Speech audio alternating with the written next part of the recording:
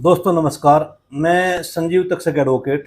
इस चुनावी दौर में कुछ चीज़ें ऐसी चल रही हैं जो इस समाज के लिए बहुत ज़्यादा खतरनाक हैं, आने वाली पीढ़ियों के लिए बहुत ज़्यादा खतरनाक हैं।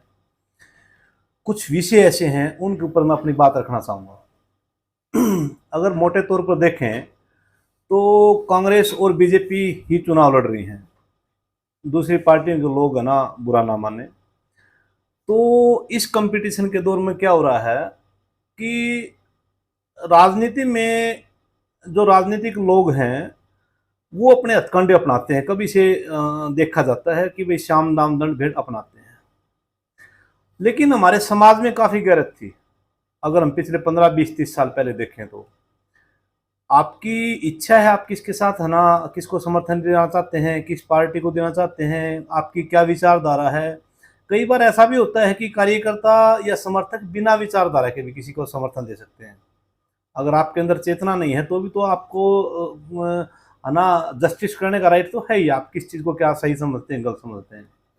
अब हम देख रहे हैं पिछले 2 5 दिन से चरखी दादरी की बात करें तो जैसे माननीय सतपाल सांगवान जी की कुछ एक ऑडियो वायरल हुई है। देखिए उस आदमी की एज देखिए, नेता है, पूर्व मंत्री है, उनके बेटे चुनाव लड़ रहे हैं, वो फोन करेंगे।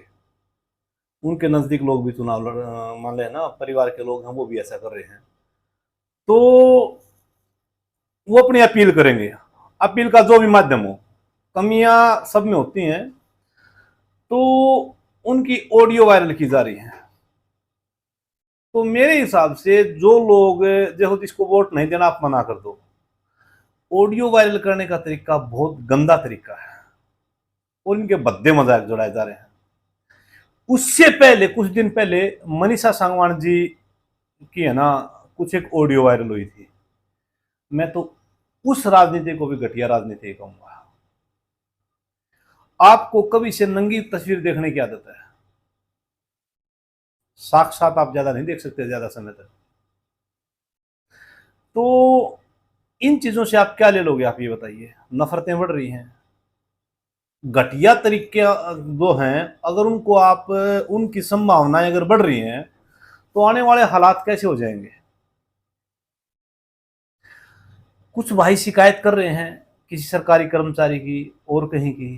क्या सरकारी कर्मचारी का अपना विवेक नहीं है कि वो राजनीति में सक्रिय प्रत्यक्ष नहीं तो अप्रत्यक्ष हिस्सा ले ले? पूरे देश में है ना, मेहनत मजदूरी करने वाले लोग भी हिस्सा ले रहे हैं, सरकारी कर्मचारी भी कहीं कहीं हिस्सा ले रहे होंगे। और ये कैसे संभव होगा कि आपके घर परिवार को नजदीक आदमी चुनाव लड़ रहा हो तो उसके नजदीक लोग है ना राजनीति में सक्रिय भूमिका नहीं निभाएंगे?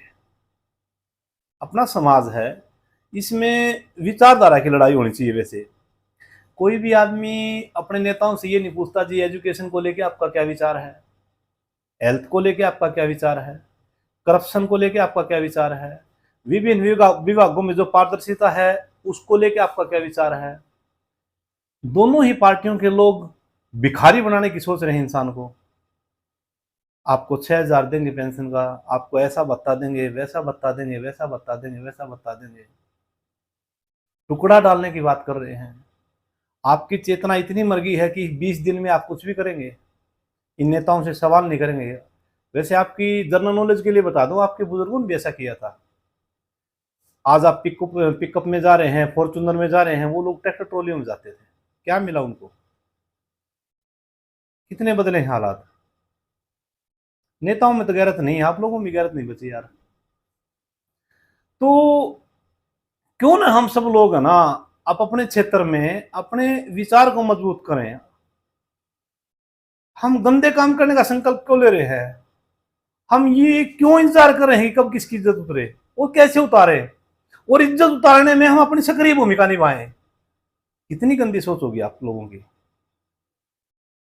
हमें चाहिए कि हमें चाहे मनीषा सांगवान है, चाहे है ना सुनील सांगवान जी हैं, या इनेलो के प्रत्याशी हैं, या जेजेपी के प्रत्याशी हैं, या आम आदमी पार्टी के प्रत्याशी हैं, हमें चाहिए कि इन लोगों को हम मुद्दों पर लेके आए कि चरखी दादरी के हालात क्या हैं, उस हालात को आप सुधारने में क्या योगदान दे रहे हैं।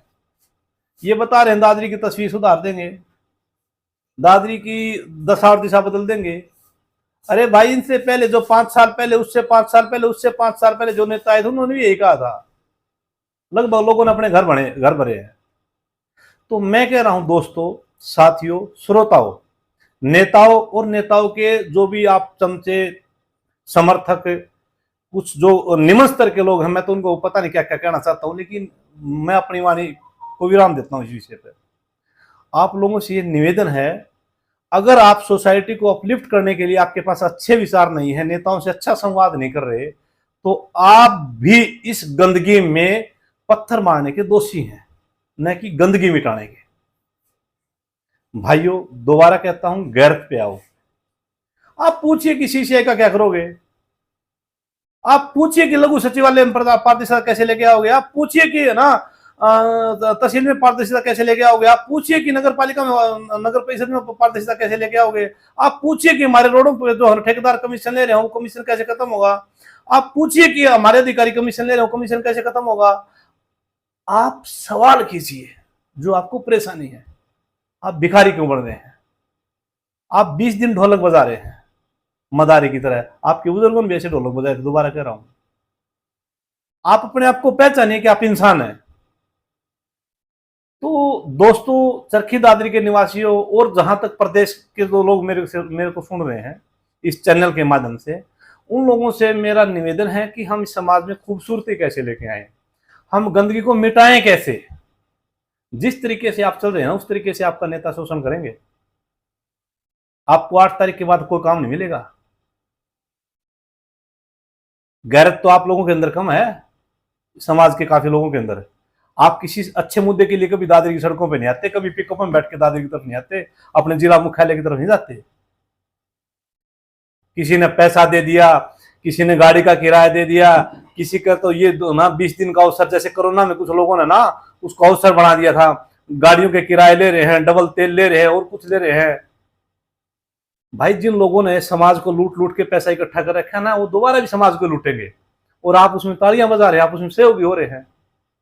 मुद्दों पर लेके आइए दोस्तों, समाज में अच्छा संदेश कैसे जाए, कि समाज अच्छा कैसे बने, नेताओं के माध्यम से। आपके बस की बात नहीं है तो कम से कम नेताओं से सवाल कर लें, खूबसूरती फैलाए। धन्यवाद दोस्तों, आपको शुभकामनाएं।